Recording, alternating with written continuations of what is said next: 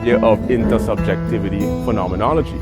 But before we get into intersubjectivity phenomenology, let's explore specifically different sorts of solipsism. One aspect of solipsism says that only the mind exists. But I didn't have, right, I mean, sound, what is amplitude, frequency, velocity, why do we hear octave? But that's just from a physics perspective. Like precognition, premonition, clairvoyance, retrocognition, lucid dream, extrasensory perception. Look in cross-disciplinary, multidisciplinary, transdisciplinary, and interdisciplinary areas. Why we hear octave? It turns out that we hear logarithmically, meaning that the human ear interprets sounds in increments. So, when you hear A chord, primarily is 440 hertz.